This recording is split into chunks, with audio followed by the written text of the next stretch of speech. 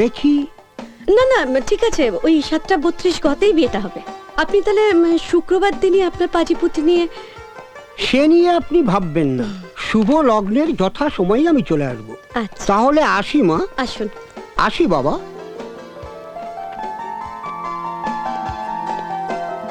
এই শুনছো, তত্ত্বের জিনিসপত্রের যে ফর্দটা, ওটা আমি। আরে ওটা তো তোমার সকালবেলা দিলাম, দেখো কোথায় রেখেছো দেখো। ও আমি। বড় বাবু, ডেকোরেটরের থেকে লোক আইছে, আপনারা ডাকতেছে। বসতে পার, বস। ও শোনো, বাবা কালকে আসতে পারবেন না। তাহলে ওদের টাকার ব্যাপারটা? হ্যাঁ সে কথাই তো বলছি, বাবার টাকাটা পেতে পেতে পরশু বাবা বিয়ের দিনই আসবেন। আর একটা কথা, বিয়ের দিন তোমার ভাইকে কিন্তু আটকে রাখার ব্যবস্থা করো। বাড়ি ভর্তি লোকজন, কি করতে কি করে বসবে তার ঠিক নেই। গত মাসে রুমির জন্মদিনের দিন, ছি ছি কি কাণ্ড! অত লোকের মাঝখানে সং সেজে লজ্জায় মরি। তাহলে যাই। কোথায় যাবে? একটা কুকুরের বকলেস কিনে নিয়ে আসি। কেন কুকুরের বকলিস কেন? বাহ, বিজয়কালটা বেঁধে দিতে হবে না, যাতে তোমাদের অনুষ্ঠানের কোনো বিঘ্ন না ঘটায়।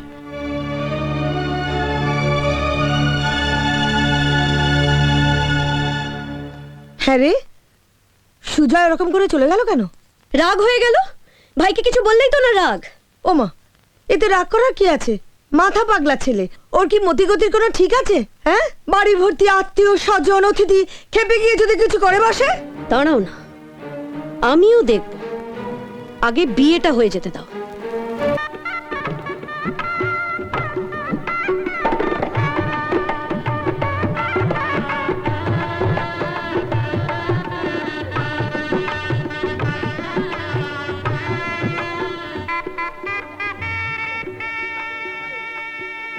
যান, কনেকে নিয়ে আসুন। হ্যাঁ আমি এক্ষুনি যাচ্ছি। আচ্ছা আচ্ছা।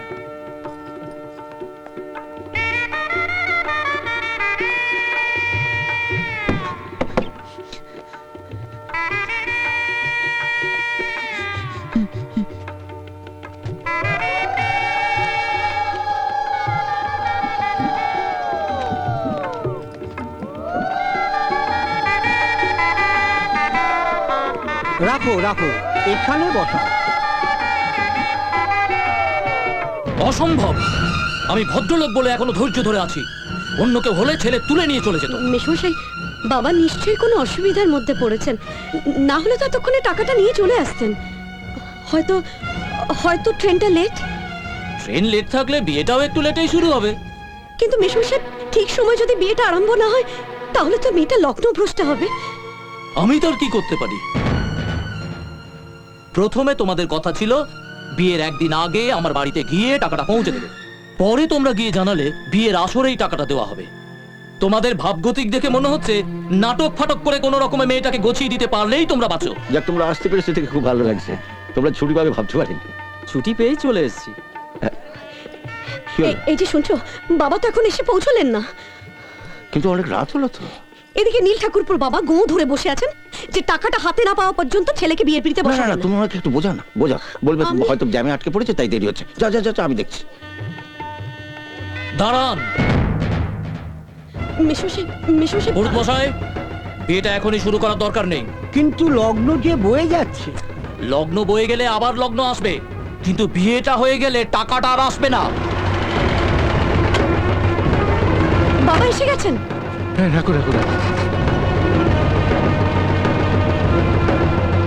বাবা তুমি এত দেরি করলে কেন? এদিকে নীলের বাবা টাকাটা হাতে না পেলে কিছুতেই বিয়েতে বসতে দিতে রাজি হচ্ছে না। পুলক বাবু, আই এম সো সরি। আমি বহু কষ্ট করেও পুরো টাকাটা জোগাড় করতে পারিনি। এতে 3 লাখ টাকা আছে। আমি বাকি টাকাটা 7 দিনের মধ্যে পৌঁছে দেবো, প্লিজ। মানে? মানে আমার পার্টনার, যার আজই এই টাকাটা দেওয়ার কথা ছিল, ওর হঠাৎ হার্ট অ্যাটাক হয়ে গেছে। ছাড়ুন তো মশাই নাটকবাজি, আমি ঢের দেখেছি। ভালো করে শুনুন, এক্ষুনি এই মুহূর্তে টাকাটা হাতে না পেলে আমি ছেলে তুলে নিয়ে চলে যাব। ছেলেটা কি আমার ফেলনা? দয়া করুন রায়মশাই, নাহলে আমার মেয়ের জীবনটা একদম নষ্ট হয়ে যাবে। আমার তখনই বোঝা উচিত ছিল। সুন্দরী মেয়েকে আমার ছেলের পেছনে লেলিয়ে দিয়ে। পুলক বাবু, আমি আপনার দুটো পায়ে পড়ছি। দাঁড়াও বাবা,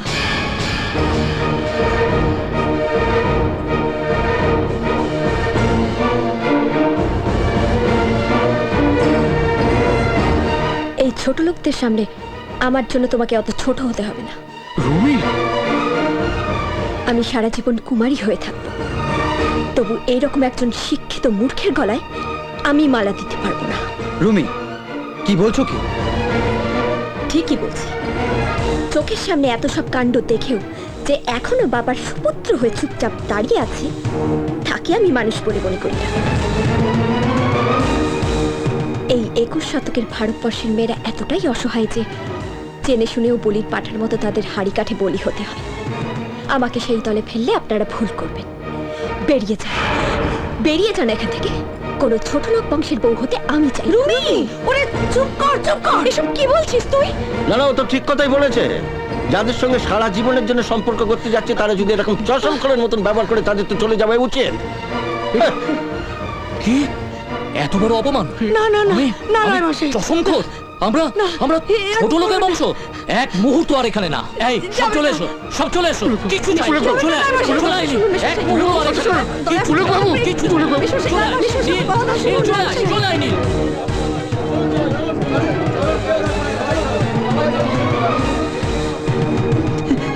কালি সর্বনাশ হয়ে গেছে ছোট বাবু। রাঙা দিদিমণির বিয়ায় তো ব্যস্ত হয়ে গেল। নীলবাবুর বাবায় পনের টাকা না পাইয়া কোলের লইয়া চলে যেতেছে। কখন কি হইব? এই লগ্নে যদি বিয়া না হয়, দিদি আমার লগ্ন ভ্রষ্টা হয়ে যাইব গিয়া। কখনই সিঁড়িতে সিন্দুর না পড়াইলে রাঙা দিদিমণি আর সমাজে মুখ দেখাইতে পারবো না। লজ্জায় গলায় দড়ি দিব। কখনই সিঁড়িতে সিন্দুর না পড়াইলে রাঙা দিদিমণি আর সমাজে মুখ দেখাইতে পারবো না। লজ্জায় গলায় দড়ি দিব, লজ্জায় গলায় দড়ি দিব, লজ্জায় গলায় দড়ি দিব, লজ্জায় গলায় দড়ি দিব, লজ্জায় গলায় দড়ি দিব।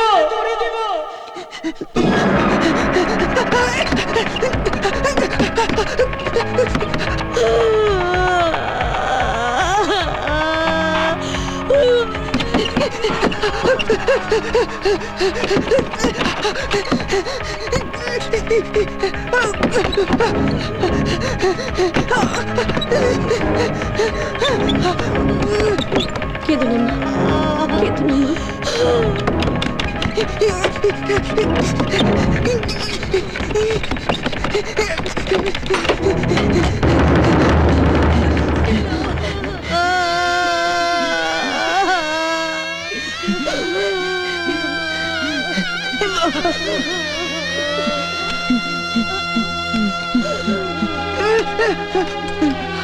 এই, কি হচ্ছে কি?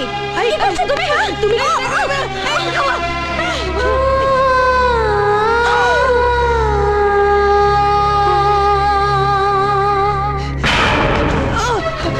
জীবন তুই নষ্ট করে দিলি কেন? বল, বল, বল কেন? মারো, আরো মারো। আমিও জীবনটা ভাবে নষ্ট হতে দেবো না। ও ভীষণ ভালো। তখনই বলেছিলাম পাগলটাকে তাড়া তাড়া, কে আমার কথা শুনিসনি। এখন কি হবে? জীবনটা ছেলে খেলা নয় রুমি, তুই একটু ভেবে দেখ। ভেবেছি দিদি, অনেক ভেবেছি। ও না হয় না বুঝে তো স্মৃতিতে সিঁদুর পরিয়ে দিয়েছে, কিন্তু তুই তুই তো অবুঝ নোস।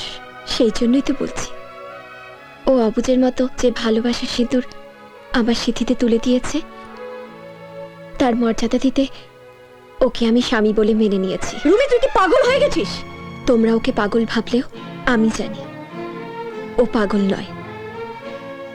ওর ভেতরের সুপ্ত মানুষকে আমি জাগিয়ে তুলবই। শুনছো? তুমি একটু ওকে বোঝাও না। বাবার শরীরটা খারাপ, আমি একটু বাবার কাছ থেকে আসছি। হ্যাঁ,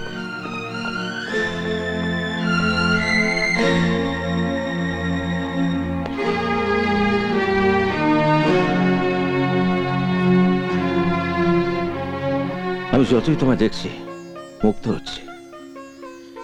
আমি জানি তোমার বাবা মা দিদি কেউই বিজয়কে তোমার স্বামী হিসেবে মেনে নেবে না।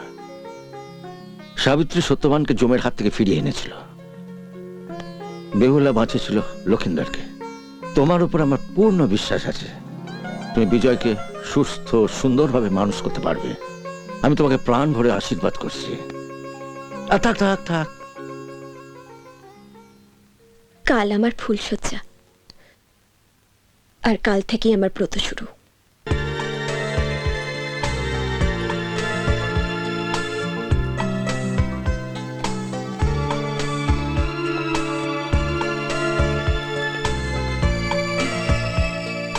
এগুলো কি গো, এত ফুল দিচ্ছ কেন?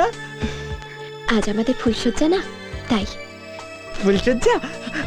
আমি সব জানি। আজ আমরা কি সুন্দর ফুলের বসে থাকবো, তাই না? হ্যাঁ। চম্পাকলি, ছোট দাদা বাবু আর রাঙা দিদিমণির তো আজকে ফুলসজ্জা, আমাকে কবে হইব? ঘর নেই, তারপর দোতলার ছাদ। স্বপ্ন দেখিস না? বিয়েই হলো না, ফুলসজ্জা। হইব হইব, সব হইব, এক এক কইরা সব হইব। প্রথমে ফুলসজ্জা, তারপরে বিয়া, তারপরে হইল গিয়া এই মরণ। ফুলসজ্জার দিন না তোমার এই গোদা গোদা হাতগুলি নিয়ে আমি হিরোর মতো কমু। যারা ঘুঙ্গাট হাঁটাইয়ে না শর্মাতে কি হ্যাঁ? শর্মাতে কি হ্যাঁ? একদম দাইদানি নকশা করবি না, বুঝলি? একদম নকশা করবি না। অনেক রাত হয়েছে, শুতে যা। যা নেকা। গুলি মারো ফুলসজ্জার, আমার সরসজ্জা হওয়ানি ভালো। তুমি আমাকে গল্প বলবে? হ্যাঁ বলবো। গান শোনাবে? শোনাবো। তুমি না খুব ভালো বৌদি, ভীষণ বাজি, সবসময় বকে। আজ থেকে তোমায় আর কেউ কোনোদিন বকতে পারবে না। তুমি বকে দেবে? বিজয় সম্পূর্ণ সুস্থ, আর এই কথাটা যদি ওকে কোনো রকম বোঝানো যেতে পারে তাহলে ও আত্মবিশ্বাস ফিরে পাবে, আর আত্মবিশ্বাসটা ফিরে পেলে আর 5 জন মতো স্বাভাবিক জীবন যাপন করতে পারবে। ওষুধে দেহের রোগ সারে, মনের রোগ সারে না। তার জন্য দরকার সহানুভূতি, ভালোবাসা, সেবা। তুমি চুপ করে আছো কেন? অনেক রাত হয়ে গেছে, এবার ঘুমিয়ে পড়ো। তুমি যাবে না? হে বাবা, তুমি যাবে কি করে? আমি তো তোমার কোলে বসে আছি। নাও শুয়ে পড়ো, এসো।